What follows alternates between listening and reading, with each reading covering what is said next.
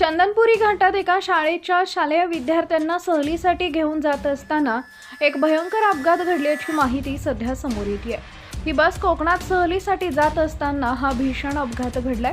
ही बस शाळेतील विद्यार्थ्यांना सहलीसाठी घेऊन जात असताना चंदनपुरी घाटात येताच चालकाचं बसवरील नियंत्रण सुटलं आणि त्यानंतर बस थेट रस्त्याच्या कडेला असलेल्या एका दरीमध्ये जाऊन कोसळली। चंदनापुरी घाटात घडलेल्या भीषण घटनेमध्ये बसमध्ये बसलेल्या एकूण 30 ते 35 शाळेतील विद्यार्थ्यांसोबत जे काही भयंकर घडले ते ऐकून तुमच्याही अंगावर अक्षरशः काटा येईल। सहलीसाठी जाणाऱ्या या विद्यार्थ्यांसोबत नेमकं असं काय घडलं ते पुढे पहा। त्या अगोदर तुम्ही आपल्या चॅनलवर नवीन असाल तर चॅनलला सबस्क्राईब जरूर करा, जेणेकरून अशा प्रकारच्या अपडेट्स या तुमच्यापर्यंत पोहोचत राहतील। बुलढाणा जिल्ह्यातील एका खाजगी शाळेच्या विद्यार्थ्यांना शालेय सहलीसाठी घेऊन जात असताना हा भीषण अपघात घडून आलाय।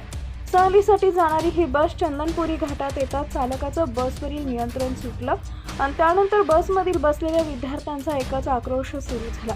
सगळीकडे आरडाओरड सुरू झाली। ड्रायव्हरचं बसवरील नियंत्रण सुटल्यानं बस थेट रस्त्याच्या कडेला असलेल्या एका छोट्याशा दरीमध्ये जाऊन कोसळली।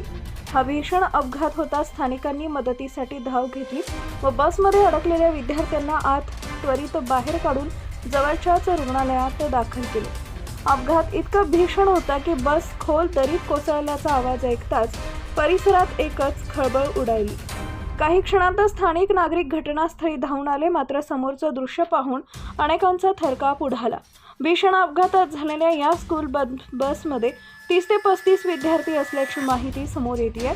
चंदनापुरी घाटामध्ये झालेल्या या भीषण बस अपघातामध्ये कोणतीही जीवितहानी घडली नसल्यानं पालकांनी सुटकेचा निश्वास सोडला।